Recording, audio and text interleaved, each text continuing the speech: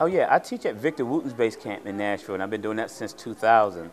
And one of the campers from there attended this camp, and he recommended me to Gerald. He said, "You need to try this guy at your camp." So Gerald ended up calling me, and now I do both camps. Actually, I fly out to Nashville tomorrow because Victor's camp starts tomorrow.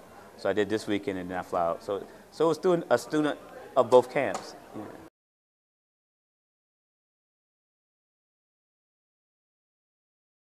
Well, actually, it's not as difficult as you might think because there's some things that aren't really instrument specific that has to be addressed.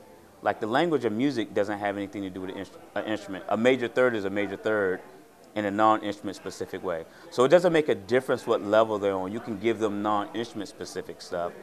Fortunately, the groups are divided by levels, so I can talk about theory in a lower kind of level for the beginners, and I can just do it in more advanced level for the advanced. But I like to cover the non-instrument specific stuff. They're going to get enough basic structure, but I want to make sure that they know what the 200 diatonic chords, 210 diatonic chords are, and stuff like that. That I try to cover stuff that I don't think other teachers are going to cover.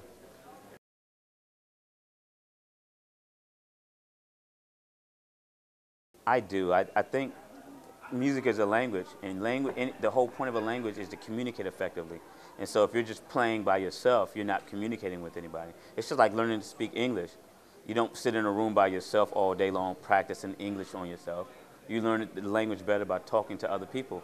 And music is no different. That if you're just thinking you're going to get good just from playing by yourself and practicing by yourself, I'm not going to say that you won't get good. It's just going to take a lot longer. But from communicating with other people is how you get better at a language, especially if the other people are better at the language than you are.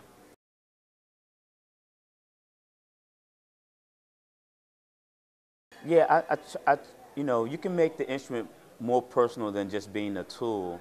Like for me, and I can't speak for other people, but for me, this instrument has afforded me the ability to make a living. I pay my mortgage, I pay my car, and so I got it. I think one of the things we teach at the camps that I'm associated with is that you should love your instrument and that you should thank your instrument daily, especially if you're fortunate enough to make a living doing this.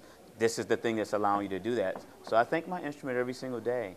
And so once I realized that I had that kind of relationship with it, I just started naming my instruments. And I have 40 basses, and all of them have names.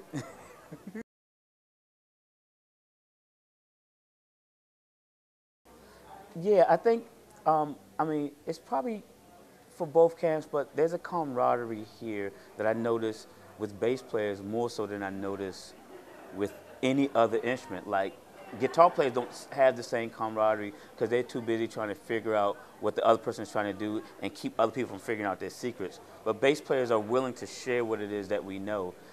As popular instruments go, this is the newest instrument. Guitars and keyboards have been around hundreds of years, and percussions have been around millions of years.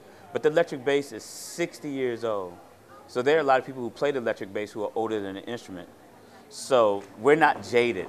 And so we have this camaraderie from the instrument being new and that we're writing, and from the fact that we're writing curriculum right now as we speak. We're making this up as we go. All of us are contributing to the curriculum. And so we have to have a camaraderie because we're building a curriculum. It doesn't exist. It hasn't existed before 60 years ago.